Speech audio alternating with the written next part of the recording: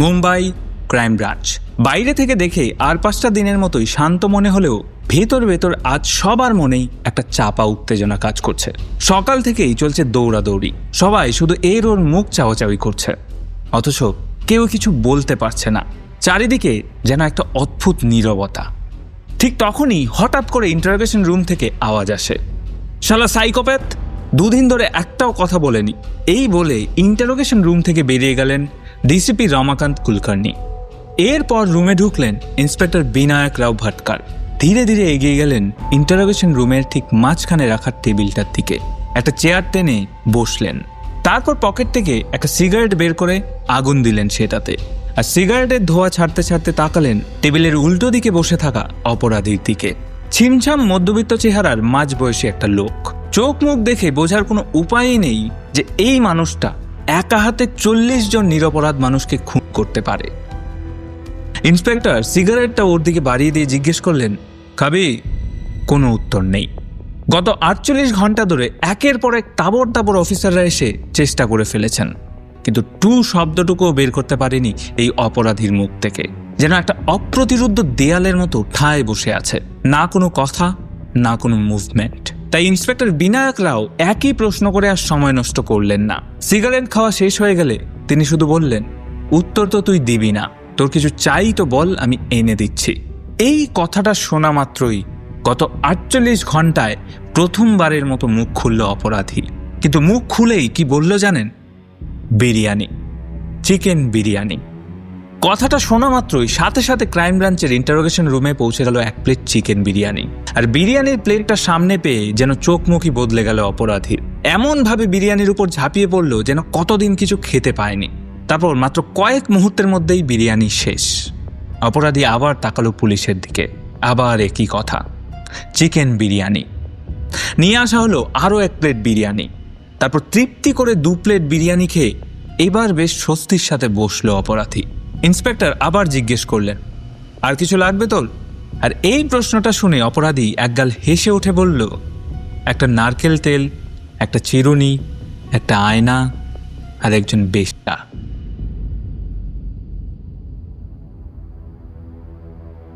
নমস্কার, আমি অপূর্ব। এর আগে আমাদের এই চ্যানেলে অনেক সিরিয়াল কিলারের গল্পই তো আপনারা শুনেছেন, কিন্তু আজকে যে সিরিয়াল কিলারের কথা আপনাদের বলতে চলেছি সে কোনো সাধারণ সিরিয়াল কিলার নয়। এক কথায় বলতে গেলে দেশের সমস্ত সিরিয়াল কিলারের বাপ, স্বাধীন ভারতের সর্বপ্রথম সিরিয়াল কিলার রামান রাঘব, যে একা হাতে ঠিক কতজন নিরপরাধ মানুষকে খুন করেছিল তার কোনো হিসেব নেই। তার জবানবন্দিতে সে বলেছিল 41 জন পর্যন্ত মনে আছে, তারপর আর হিসেব রাখিনি। ভাবতে পারছেন? আর এই সিরিয়াল কিলারের কাছে মানুষ খুন করাটা কোনো ব্যক্তিগত উদ্দেশ্য কিংবা কোনো স্বার্থ লাভের জন্য নয়। তার কাছে মানুষ খুন করাটা নাকি ভগবানের আদেশ। আর এই খুনি প্রত্যেকটা খুন করার পর এমনভাবে গায়েব হয়ে যেত যেন কোনোদিন ছিলই না। তাই একটানা 24টা খুন করার পরেও পুলিশ ওর টিকিটিও খুঁজে পায়নি। তাহলে চলুন আর দেরি না করে শুরু করা যাক আমাদের এই বছরের সর্বপ্রথম case, the first serial killer of the country, Raman রাঘব। তবে ভিডিও শুরু করার আগে প্রত্যেকবারের মতো আরও একবার মনে করিয়ে দিই, এখনও যারা আমাদের এই চ্যানেলটাকে সাবস্ক্রাইব করেননি প্লিজ চ্যানেলটাকে সাবস্ক্রাইব করে দেবেন। আপনাদের ভালোবাসায় আমরা অলরেডি 50,000 সাবস্ক্রাইবার কমপ্লিট করে ফেলেছি। এবার কতদিনে 1 লাখ হবে সেটা আপনারাই কমেন্ট করে জানাবেন। কি মনে হয় কতদিনে হবে? আচ্ছা, এইখানে আরেকটা জিনিস বলে দিই, ভিডিওর মাঝখানে মাঝে মাঝে এইরকম কয়েক সেকেন্ডের জন্য কিছু ব্ল্যাঙ্ক স্ক্রিন আসবে, তো আপনারা প্লিজ এটা ইগনোর করবেন। এটা একটা প্রমোশন, আপনাদের দেখার কোনো দরকার নেই। যাই হোক, সাবস্ক্রাইব করেছেন তো? তাহলে চলুন এবার শুরু করা যাক। লকডাউন, এই কথাটা শুনলে আপনার নিশ্চয়ই 2020 কোভিড প্যান্ডামিকের কথা মনে পড়ে, যখন গোটা পৃথিবী থমকে গেছিল করোনার ভয়ে। কারফিউ লেগেছিল গোটা দেশ জুড়ে। তখন কারোরই সাহস ছিল না বাড়ির বাইরে বেরোনোর। কিন্তু 2020 এই লকডাউন মুম্বাই শহরের কাছে নতুন কিছু ছিল না, কারণ মুম্বাইয়ের আমজনতা এর আগেও এরকম একটা লকডাউন দেখেছে। তবে সেটা কোনো মহামারী কিংবা ভাইরাসের জন্য নয়, বরং এক নৃশংস সিরিয়াল কিলারের হাত থেকে বাঁচার জন্য। আগে হ্যাঁ, সাল 1966। মুম্বাই শহরের নাম তখন বোম্বে। মার্চ মাসের এক সকালবেলা মুম্বাইয়ের ইস্টার্ন এক্সপ্রেস হাইওয়ের পাশে একটা ঝুপড়ি থেকে পাওয়া যায় একটা রহস্যময় লাশ। লাশের চারপাশে ছড়িয়ে থাকার রক্ত দেখে বোঝা যায় ভিকটিমের মাথায় খুব ধারালো কিছু দিয়ে আঘাত করা হয়েছে। মুম্বাই শহরে তখন আন্ডারওয়ার্ল্ডের দাবদাবা, তাই স্বাভাবিকভাবেই পুলিশ ভাবল নিশ্চয় কোনো গ্যাং ওয়ারের ফল। তাই পুলিশ সেদিন ঝুপড়ির আশেপাশে থাকা কয়েকজন মানুষের বয়ান নিয়ে চলে গেল। না হলো কোনো তদন্ত, না হলো কোনো সার্চ অপারেশন। কিন্তু এই ঘটনার মাত্র কয়েকদিন পরেই আবার একটা লাশ পাওয়া যায় ঠিক একই জায়গাতে, একদম একই রকম ক্ষত, একই রকম নৃশংসতা। এবং এবারেও লাশের পাশে না আছে কোনো ক্লু, না আছে কোনো উইটনেস। তাই এবারেও এক প্রকার খালি হাতেই ফিরতে হলো পুলিশকে। কিন্তু পুলিশ তখনও আন্দাজ করতে পারেনি এই দুটো মার্ডার থেকেই বোম্বাই শহরে জন্ম নিতে চলেছে এক নতুন সিরিয়াল কিলার। এই দুটো মার্ডারের কিছুদিন পর থেকেই বোম্বে শহরে নেমে এলো এক নাম না জানা অন্ধকার। কদিন পরপরই শহরের বিভিন্ন জায়গা থেকে নতুন নতুন বেনামি লাশ উদ্ধার করতে শুরু করলো পুলিশ। নারী, পুরুষ, যুবক, যুবতী, এমনকি বাচ্চারাও রেহাই পায়নি এই সিরিয়াল কিলারের হাত থেকে। এই খুনি খুন করার আগে দেখছিল না কে নারী, কে পুরুষ, কে হিন্দু, কে মুসলিম। দেখছিল শুধু একটাই জিনিস, কে গরিব আর কে ধনী। খুনের প্যাটার্ন ছাড়া এই খুনির প্রত্যেকটা ভিকটিমের মধ্যেই যে বিষয়টা কমন ছিল সেটা হচ্ছে এরা সবাই রাস্তার মানুষ। কেউ হয়তো ভিখারি, কেউ মুটে মজুরের কাজ করে, কেউ প্লাস্টিক কুড়োয়, আবার কেউ হয়তো মানসিকভাবে অসুস্থ ঠিকানাহীন মানুষ, যাদের আমরা অনেক সময় পাগল বলি। তো এদের কারুর মাথাতেই কোনো ছাদ ছিল না। এরা সবাই কোনো না কোনো স্টেশনের বাইরে নয়তো ফুটপাতের ধারে রাত কাটাতো। তাই রাতারাতি ফুটপাতে থাকা মানুষদের উপর যেন এক অভিশাপ নেমে এলো, রাস্তায় থাকার অভিশাপ। তখন বেশ কয়েকজন ফুটপাতবাসী দল বেঁধে গিয়ে দ্বারস্থ হলো মুম্বাই পুলিশের। এদিকে মুম্বাই পুলিশও ততক্ষণে খুনগুলোর মধ্যে বিভিন্ন ডট কানেক্ট করার চেষ্টা শুরু করে দিয়েছে। কিন্তু সত্যি কথা বলতে তখন অনেকটাই দেরি হয়ে গেছে। ইতিমধ্যে 19 জন মানুষকে খুনের চেষ্টা করেছে এই খুনি, যার মধ্যে 9 জন অলরেডি মারা গেছে। আর বাকি 10 জন যারা বেঁচে গেছেন তারাও কেউ কিছু বলতে পারছে না। খুনি কোথা থেকে এলো, কোথায় গেল, কেমন দেখতে, কিচ্ছু না। সবার একটাই কথা, খুনি ঘুমের মধ্যে আক্রমণ করেছিল, তাই কেউ কিছু দেখতে পায়নি। যখন চোখ খুলে ততক্ষণে তারা হাসপাতালে। তাই এবারেও পুলিশ শুধুমাত্র প্রেশার ছাড়া আর কিছুই হাতে পেল না। তবে বোম্বে পুলিশ এইটুকু বুঝে গেছিল এই খুনির এমনি সাধারণ মানুষের সাথে কোনো শত্রুতা নেই। ওর শিকার শুধু ফুটপাতে বসবাস করার লোকজন। রাতের অন্ধকারে আসে, ফুটপাত থেকে নিজের টার্গেট ঠিক করে, তারপর না কোনো আওয়াজ, না কোনো সময় নষ্ট, ঘুমের মধ্যেই ভিকটিমের মাথা ভেঙে দিয়ে আবার চলে যায় অন্ধকারে। এই কারণেই প্রথম দিকে বোম্বের সাধারণ মানুষেরা এই ব্যাপারে সেরকম মাথা ঘামায়নি। এমনিতেও বোম্বে শহরের জন্য এই ভিখারিরা একটা অন্ধ চোখের মতো। কিন্তু মাত্র কয়েক মাসের মধ্যেই 19টা খুনের চেষ্টা আর তার এই রকম নৃশংসতা দেখে বোম্বের এই অন্ধ চোখেও জাগিয়ে দিয়েছিল এক ভয়ের দৃষ্টি। এমন এক ভয় যা শুধু বোম্বে কেন, গোটা দেশের কেউই কখনো কল্পনা করতে পারেনি। কারণ এই খুনি তার ভিকটিমদের খুন করার জন্য কোনো জায়গায় বাদ দিচ্ছিল না। জলের tank, bus stand, railway track, রাস্তার ড্রেন, সব জায়গা থেকে উদ্ধার হচ্ছিল একটার পর একটা বেনামি লাশ। আর তার সাথে সাথেই ধীরে ধীরে ফাঁকা হতে শুরু করলো বোম্বের রাস্তাঘাট। রাত 9টার পর লকডাউন লেগে যেত গোটা বোম্বে জুড়ে। পুরুষ মহিলা সবাই নিজেদের বন্ধ করে নিত যে যার বাড়িতে। আর রাস্তার মানুষেরা ঘুমোতে যেত একটা ভয় নিয়ে, আর মনে মনে প্রার্থনা করত তারা যেন পরের দিন সূর্যোদয় দেখতে পারে। তারপর 1965 শেষের দিকে হঠাৎ করেই এই মার্ডারগুলো বন্ধ হয়ে যায়। খুনি যেমন হঠাৎ করে ভূতের মতো এসেছিল, ঠিক তেমনি আবার ভূতের মতো উধাও হয়ে গেল বোম্বের রাস্তা থেকে। একটু হলেও স্বস্তি ফিরে পেল রাস্তার মানুষজন। কিন্তু তখন কেউ ভাবতে পারেনি এই নীরবতাই শেষ ছিল না। এটা ছিল কোনো বড়সড় ঝড় আসার আগে থমথমে পরিবেশ। 1966 শুরু হবার সাথে সাথেই আবার খুনি ফিরে এলো নতুন রেজুলেশন নিয়ে। বছর শুরুর মাত্র কয়েকদিনের মধ্যেই পাওয়া গেল আরও একটা লাশ। একদম সেম প্যাটার্ন, কিন্তু নৃশংসতা আরও ভয়ঙ্কর। যেন এই খুনের মাধ্যমে খুনি গোটা শহরকে জানিয়ে দিল সে ফিরে এসছে রাতের অন্ধকারে আবার রাজত্ব করতে। আর তার আশা মাত্রই আবার রাত 9টার মধ্যেই আলো নিভতে শুরু করলো বোম্বে শহরের ক্লাবগুলোতে। সূর্যাস্ত যাওয়ার সাথে সাথেই বন্ধ হতে থাকলো পার্কগুলো। ফাঁকা বগি নিয়ে স্টেশনে ফিরছিল বোম্বের ব্যস্ততম লোকাল ট্রেন। আর তার সাথে সাথেই আবারও রাস্তায় নেমে পড়ল বোম্বে পুলিশ। আবার শুরু হলো খোঁজ। সন্দেহজনক কাউকে দেখলেই তাকে তুলে নিয়ে যেত পুলিশ স্টেশনে। যেখানে ডেড বডি পাওয়া যেত সেখানে সারা রাত ধরে চলতো পেট্রোলিং। প্রত্যেক দিন তৈরি করা হতো নতুন নতুন সাসপেক্ট ফাইল, কালেক্ট করা হতো ফিঙ্গারপ্রিন্ট, এভিডেন্স, সবকিছু। কিন্তু না, কোনো কিছুতেই কোনো লাভ হলো না।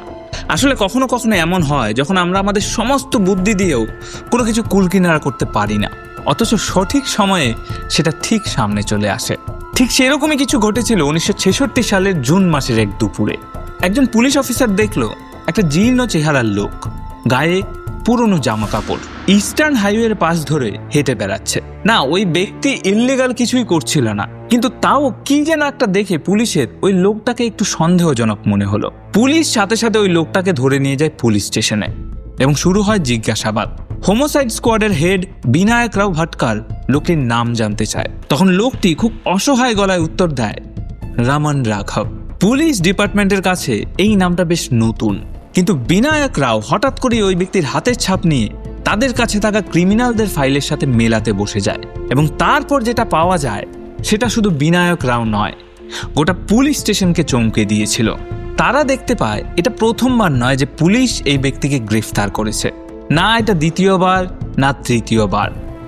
এই নিয়ে পুলিশ এই লোকটাকে 9 বার গ্রেফতার করেছে। তার 9টা সেম ফিঙ্গারপ্রিন্ট পাওয়া গেছে, কিন্তু আলাদা আলাদা নামে। সিন্ধি তালভাই, ভেল্লুস্বামী, আন্না, থাম্বি, রাঘব, এগুলো সবই ওই একজনেরই নাম। পুলিশ যখন জিজ্ঞেস করে এগুলো কি সব তোমারই নাম, তখন সে সোজা বিনায়ক রাওয়ের চোখের দিকে তাকিয়ে বলে, হ্যাঁ স্যার, এগুলো আমারই নাম। রাঘব রামন রাঘব হওয়ার আগে ওর নাম ছিল সিন্ধি তালভাই। 1929 সালে তামিলনাড়ুর থিরুন্নালভেল্লিতে জন্ম হয় সিন্ধি তালভাইয়ের। এইখানে একটা কথা আপনাদের জানিয়ে রাখি, এই সমস্ত ইনফরমেশন কোনো সরকারি ডোমেনের নথিভুক্ত নেই। ইন্টারোগেশনের সময় রামন রাঘব নিজের মুখে যা যা বলেছিল সেগুলোই এখানে উল্লেখ করা হলো। তো রাঘবের কথা অনুযায়ী তারা 4 বোন এবং 1 ভাই। রাঘবের ভাইয়ের সঙ্গে তার সম্পর্ক বরাবরই খুব ভালো, কিন্তু মা এবং 4 বোনকে একেবারেই সহ্য করতে পারে না রাঘব। তাদেরকে রীতিমতো ঘৃণা করে। রাঘব বলে তাকে তার জীবনে যদি কেউ সব থেকে বেশি শিক্ষা দিয়ে থাকে সেটা হলো তার বাবা। তার বাবা তাকে ছোটবেলা থেকে কেবল 2টো জিনিসই শিখিয়েছে, হাউ টু স্টিল আর হাউ টু কিল, অর্থাৎ কিভাবে চুরি করতে হয় আর কিভাবে ধরা না পড়ে পালিয়ে যেতে হয়। ছোটবেলা থেকেই রাঘবকে তার বাবা মা পড়াশোনা করতে দেয়নি। একবার স্কুলে গিয়েছিল, কিন্তু ওর বাবা ওর কাছ থেকে বই কেড়ে নিয়ে বাইরে ফেলে দিয়েছিল, তাই এরপর আর রাঘবের পড়াশোনা হয়নি। তারপর রাঘবের যখন 10 বছর বয়স, তখন রাঘবের বাবা মা দুজনেই মারা যায়। তখন রাঘব বেঁচে থাকার জন্য একটাই রাস্তা বেছে নেয়, যেটা ওর বাবা ওকে শিখিয়েছিল, চুরি। প্রথমে নিজের গ্রাম, তারপর আশেপাশের বিভিন্ন গ্রাম থেকে চুরি করতে শুরু করে রাঘব। রাঘব মহিলাদের ভীষণই ঘেন্না করত, আর এই ঘেন্নার কারণ হিসেবে রাঘব তার জীবনের 3টে ঘটনার কথা বলে। রাঘবের যখন 20 বছর বয়স, তখন একটি মেয়ের সাথে তার বিয়ে হয়েছিল, কিন্তু বিয়ের পর নিজের সংসার চালানোর মতো কোনো উপার্জন ছিল না রাঘবের কাছে।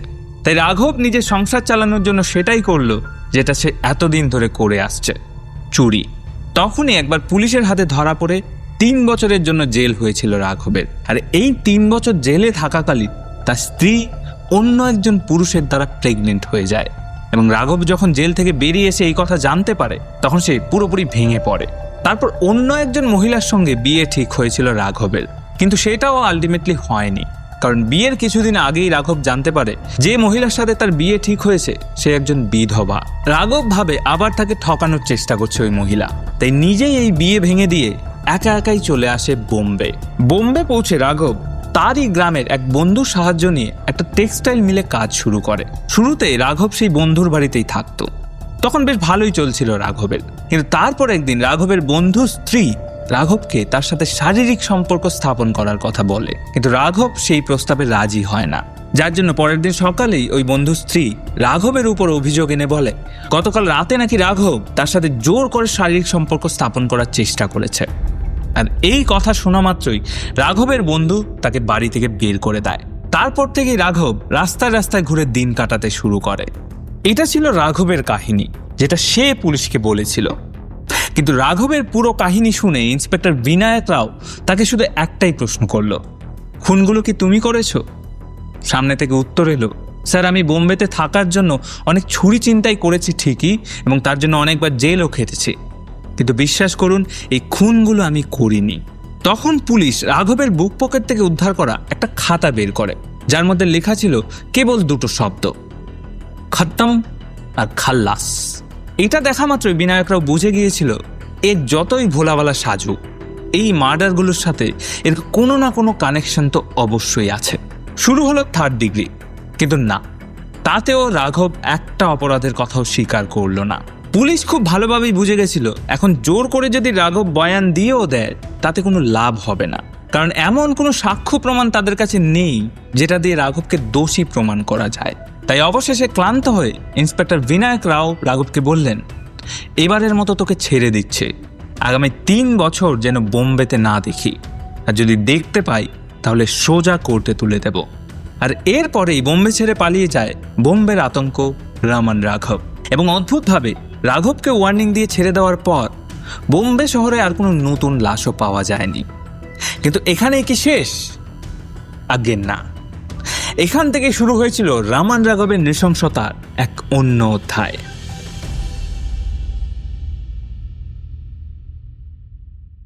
ইন্সপেক্টর বিনায়ক রাও রাঘবকে ছেড়ে দেওয়ার পর সে কোথায় গিয়েছিল সেই বিষয়ে কেউ জানতো না, আর সত্যি কথা বলতে কারোর জানা সেভাবে প্রয়োজনও ছিল না, কারণ বোম্বের মানুষজন আবার আগের মতো রাস্তায় বেরোতে পারছিল, রাস্তায় থাকা মানুষেরা শান্তিতে ঘুমোতে পারছিল।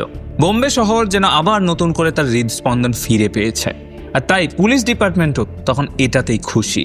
কিন্তু তখন কে জানতো এই স্পন্দন আরও একবার থামতে চলেছে, কারণ 2 বছর শান্তিতে কাটানোর পর আবার আরেকটা লাশ খুঁজে পায় বোম্বে পুলিশ। জুলাই 1968 বোরাবালির পয়সর এলাকার একটা ঝুপড়ির বাইরে থেকে একজন মাঝবয়সী পুরুষের মৃতদেহ উদ্ধার করে পুলিশ। লাশটির সারা গায়ে কোনো ক্ষতচিহ্ন নেই, শুধু মাথায় একটা ধারালো বস্তুর আঘাত। পুলিশ ভালোভাবে খুঁটিয়ে দেখতে শুরু করলো যদি কোনো ক্লু পাওয়া যায়, আর ঠিক তখনই আরেকটা খবর আসে। ওখান থেকে মাত্র কয়েক কিলোমিটার দূরে মাল্লারে ঠিক একই রকম অবস্থায় আরেকটা লাশ পাওয়া গেছে। এই দুটো খুনের প্যাটার্ন দেখেই পুলিশ বুঝে যায় দ্য কার্স ইজ ব্যাক। এরপর মাত্র 1 সপ্তাহের মধ্যে ওয়েস্টার্ন এক্সপ্রেস হাইওয়ের পাশে আরও 3টে লাশ উদ্ধার করে বোম্বে পুলিশ। স্বামী, স্ত্রী সহ তাদের 2 বছরের বাচ্চা। এক রাতে গোটা পরিবার শেষ, এবং এবারেও পুলিশের কাছে কোনো ক্লু নেই। এরপর হনুমাননগরের এক ঝুপড়ি থেকে এক স্কুল টিচারের মৃতদেহ উদ্ধার করে পুলিশ। আর এই ঘটনার পর সাধারণ মানুষ থেকে শুরু করে দেশের তাবড় তাবড় মিডিয়া রীতিমতো ঝাঁপিয়ে পড়ে বোম্বে পুলিশের উপর। পুলিশ কিছু পারে না, এটা পুলিশের গাফিলতি, এই সেই নানাভাবে কোণঠাসা করতে শুরু করলো বোম্বে পুলিশকে।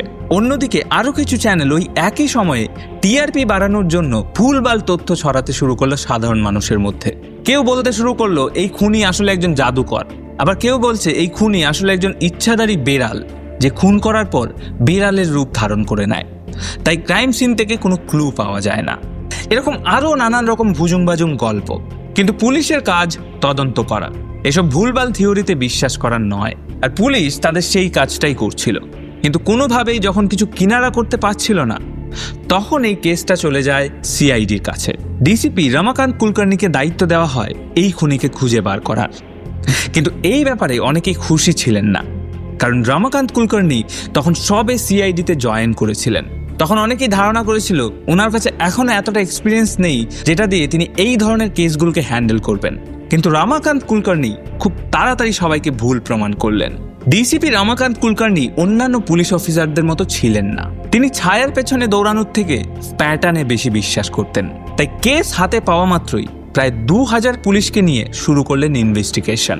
1966 সালে সমস্ত পুরনো ফাইল ঘেটে বের করলেন, আর এক এক করে মেলাতে শুরু করলেন location to location, time to time, signature to signature.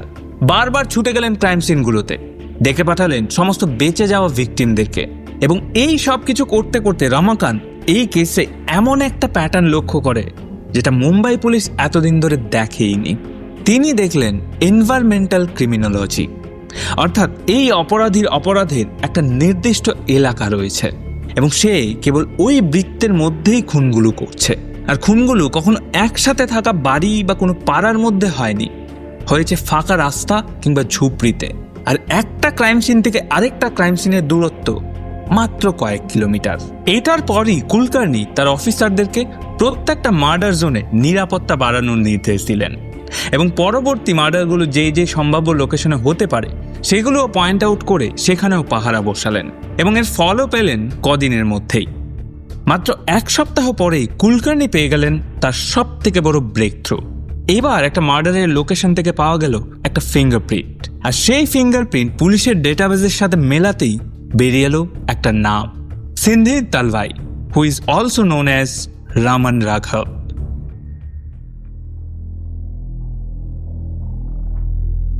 এবার কুলকার্নি 1966 সালের পুরনো ফাইল খুঁজে বের করলেন আর দেখলেন মার্ডারের প্যাটার্ন এবং লোকেশন প্রায় একই রকম, আর এটা যে কাউকে কোর্টে তোলার জন্য যথেষ্ট প্রমাণ। এবার পুলিশের হাত একেবারে খালি নয়, এবার পুলিশের কাছে ছিল একটা নাম, একটা ছবি এবং একটা থিওরি। রমাকান্ত কুলকার্নি সঙ্গে সঙ্গে তার টিমের 2000 জন পুলিশ কর্মচারীকে একটাই মিশন দিলেন, just go and find Raman রাঘব।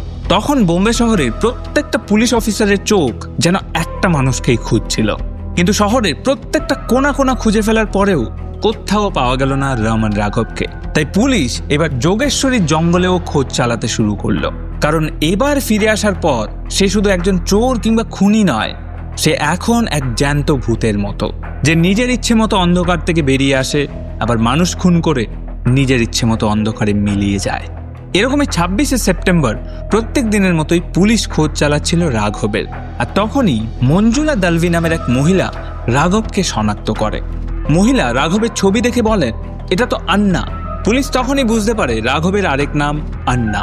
এরপর মঞ্জুলাবাই পুলিশকে জানায় যে সে আজ সকালেই আন্নাকে কুয়ো থেকে জল ভরতে দেখেছে। পুলিশ যখন মঞ্জুলাবাইকে জিজ্ঞেস করে এই আন্নার বাড়ি কোথায়, তখন তিনি জানান সেও অনেক দিন পরে আন্নাকে দেখেছে, আর আন্না নাকি কখনো তেমনভাবে একটা জায়গায় থাকে না, তাই তার থাকার জায়গা কোথায় সেটা তিনি বলতে পারবেন না। তখন পুলিশ মঞ্জুলাবাইকে জিজ্ঞেস করে, আচ্ছা সকালে যখন আন্নার সাথে তোমার দেখা হয়েছিল সে কি পরেছিল? উত্তরে মঞ্জুলাবাই জানায় একটা নীল রঙের শার্ট আর খাকি রঙের প্যান্ট এবং একটা ব্রাউন কালারের জুতো। সঙ্গে সঙ্গে খবরটা ছড়িয়ে গেল গোটা পুলিশ ডিপার্টমেন্টে। নীল শার্ট, খাকি প্যান্ট আর বাদামি জুতো পরা কাউকে দেখলেই যেন সঙ্গে সঙ্গে সামনের পুলিশ স্টেশনে খবর দেওয়া হয়। কিন্তু ওই দিন আর কোনো খোঁজ পাওয়া গেল না। পাওয়া গেল পরের দিন সকালে, অর্থাৎ 27শে সেপ্টেম্বর 1968। ভেন্ডি বাজারে নিজের ডেইলি পেট্রোলিংয়ে বেরিয়েছিলেন ইন্সপেক্টর আলেক্স ফিয়ালো। হঠাৎ করে আলেক্স লক্ষ্য করে হুবহু একজন নীল শার্ট, খাকি প্যান্ট এবং ব্রাউন শু পরা লোক হাতে একটা ছাতা নিয়ে দাঁড়িয়ে আছে। লোকটির জুতোয় তখনও কাদা লেগেছিল আর ছাতাটাও ঠিক করে শুকোয়নি। কিন্তু আশ্চর্যের ব্যাপার, ওই দিন ওই বাজার কিংবা তার আশেপাশের কোনো এলাকায় কোনো বৃষ্টি হয়নি। তার মানে লোকটি এসছে এমন কোনো জায়গা থেকে যেখানে একটু আগেই বৃষ্টি হয়েছে। ইন্সপেক্টর আলেক্স ফিয়ালো সাথে সাথে ওই লোকটির সামনে গিয়ে দাঁড়ালো এবং জিজ্ঞেস করলো, আপনার নাম কি? লোকটি তখন খুব মার্জিত কণ্ঠে উত্তর দিল, সিন্ধি তালভাই।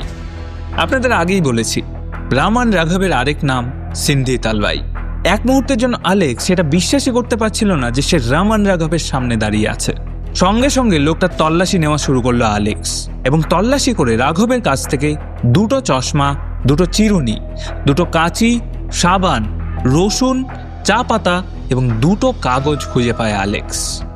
এরপর আর তার বুঝতে বাকি রইল না এই ধরনের সাইকো শুধু একজনই হতে পারে, রামান রাঘব। সঙ্গে সঙ্গে তাকে ধরে নিয়ে যাওয়া হলো মাল্লার পুলিশ স্টেশনে। আনন্দে লাফিয়ে উঠল গোটা পুলিশ ডিপার্টমেন্ট, আর বোম্বে জুড়ে শুরু হলো এক অনাকাঙ্ক্ষিত উৎসব। রামান রাঘবের গ্রেফতারিতে বোম্বে পুলিশের কমিশনার ইএস মোদক এতটাই খুশি হয়েছিলেন যে তিনি ব্যক্তিগতভাবে অ্যালেক্স ফিয়ালোকে 1000 টাকা পুরস্কার দিয়েছিলেন। যাই হোক, এই সব কিছুর মধ্যে রমাকান্ত কুলকার্নি ভাবছিল অন্য একটা বিষয়, আর সেটা হলো রামান রাঘবের স্বীকারোক্তি।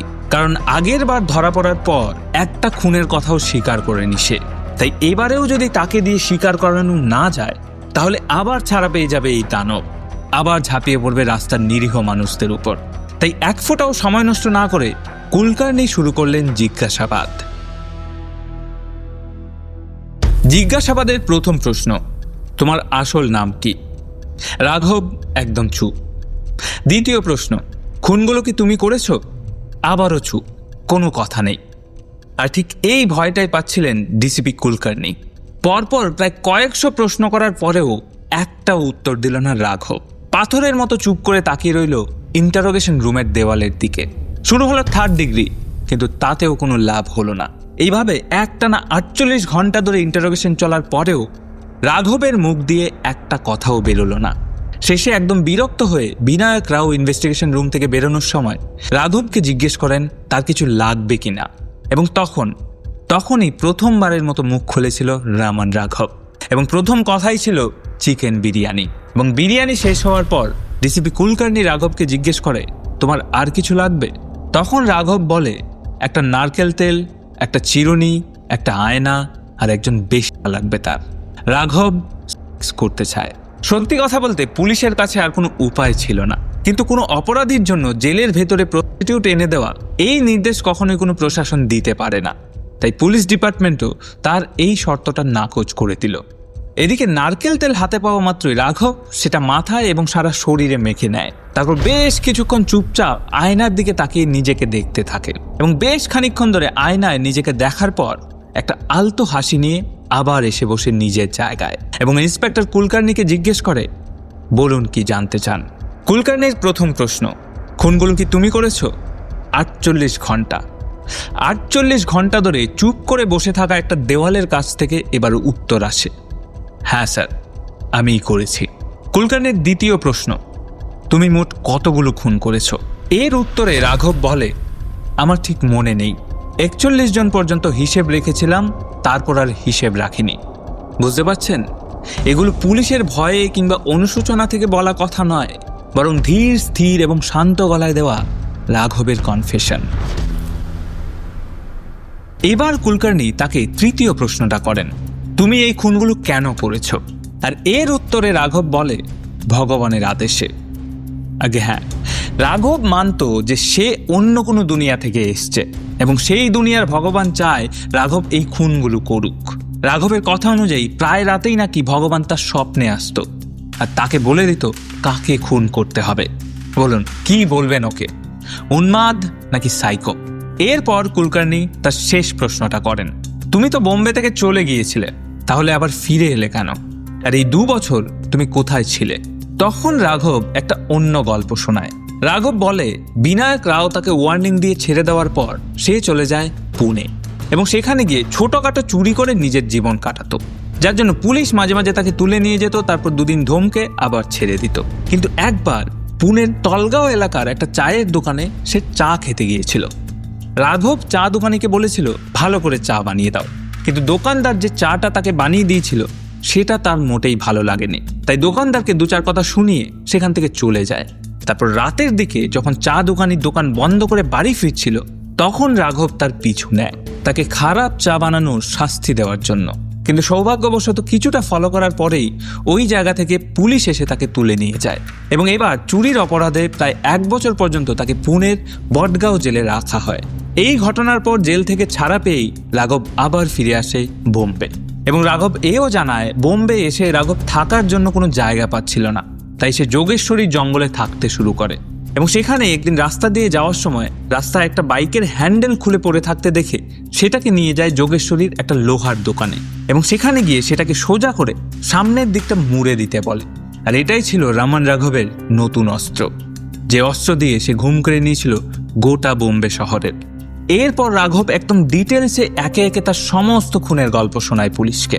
অজস্র চুরি এবং 41টা খুনের অভিযোগে একটা চার্জশিট ফাইল করে বোম্বে পুলিশ। রাঘবকে গ্রেফতার করার প্রায় 10 মাস পর 2 জুন 1969 সালে রাঘবের কেসটা কোর্টে ওঠে। কিন্তু রাঘবের ডিফেন্স লয়ার পিভি পাওয়ার কোর্টের কাছে দাবি জানায় যে সিন্ধি তালভাই অর্থাৎ রামান রাঘব আসলে মানসিকভাবে একজন অসুস্থ ব্যক্তি। সে যখন খুনগুলো করছিল সে নিজেই পুরোপুরিভাবে জানতো না সে কি করছে, তাই কোর্ট যেন তার মানসিক অবস্থার কথা বিবেচনা করেই তাকে শাস্তি দেয়। ডিফেন্স লয়ারের এই দাবি শুনে আদালত রামান রাঘবের মানসিক স্বাস্থ্য পরীক্ষার নির্দেশ দেয়, এবং রাঘবের মানসিক স্বাস্থ্য পরীক্ষার পর সাইকোলজিস্টরা জানালো রাঘবের এমন কোনো মানসিক রোগ বা মানসিক বিকৃতি নেই যার ফলে সে কি করছে সেটা সে বুঝতে পারবে না। মানে এক কথায় বলতে গেলে রামান রাঘব যা করেছে তা সে নিজের ইচ্ছেতেই করেছে। আর এই রিপোর্ট পাওয়া মাত্রই বোম্বে কোর্ট রাঘবকে ফাঁসির সাজা শোনায়।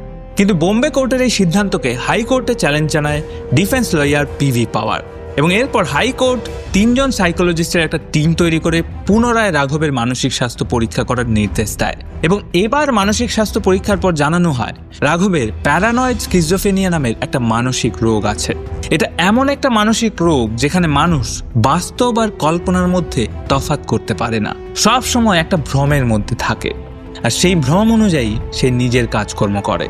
এবার বুঝতে পারছেন কেন রাঘব পুলিশকে বলেছিল ভগবান তাকে এই খুনগুলো করার আদেশ দিয়েছেন। আসলে ওটা ছিল রাঘবের একটা ভ্রম, আর তার এই ভ্রমের জন্যই 41 জন নিরীহ মানুষকে প্রাণ হারাতে হলো। এরপর 7ই আগস্ট 1987 সালে রামান রাঘবের ফাঁসির সাজা বদলে সেটাকে যাবজ্জীবন করে দেওয়া হয়। হ্যাঁ, আমি জানি রাঘবের এই শাস্তি শুনে আপনারা অনেকেই খুশি হবেন না, কিন্তু বিষয়টা কি জানেন তো, আমাদের দেশের সংবিধান আসলে শাস্তিমূলক নয়, বরং সংশোধনমূলক। তাই আমাদের সংবিধান কোনোদিনও একজন শারীরিক বা মানসিকভাবে অসুস্থ ব্যক্তিকে মৃত্যুদণ্ডের শাস্তি দিতে পারে না। তাই রাঘবের মানসিক স্বাস্থ্যের কথা বিচার করেই তার ফাঁসির সাজা পরিবর্তন করে যাবজ্জীবন করা হয়। শাস্তির 8 বছর পর 1995 সালে কিডনি ফেলিয়ারের কারণে জেলের মধ্যেই 65 বছর বয়সে মৃত্যু হয় বোম্বের ত্রাস রামান রাঘবের। এবং এইভাবেই শেষ হয় স্বাধীন ভারতের সর্বপ্রথম সিরিয়াল কিলার রামান রাঘবের কাহিনী। জানি এই ভিডিওটা আমাদের অন্যান্য ভিডিওর তুলনায় অনেকটাই বড়, তাও আমরা চেষ্টা করলাম এই ভিডিওটাকে যতটা বেশি এঙ্গেজিং করা যায় এবং যতটা বেশি ইনফরমেটিভ করা যায়। ভিডিওটা কেমন লাগলো আপনাদের এবং এইরকম বড় ভিডিও ভবিষ্যতে আরও দেখতে চান কিনা সেটা অবশ্যই কমেন্ট করে জানাবেন। এবং যারা এখনও এই চ্যানেলে সাবস্ক্রাইব করেননি, বছরের প্রথম ভিডিও, প্লিজ সাবস্ক্রাইব করে দিন। আমরা খুব তাড়াতাড়ি 1 লাখে পৌঁছাতে চলেছি। তাহলে দেখা হচ্ছে অন্য কোনো ভিডিওতে। ততক্ষণ অবধি ভালো থাকবেন, সুস্থ থাকবেন, সাবধানে থাকবেন।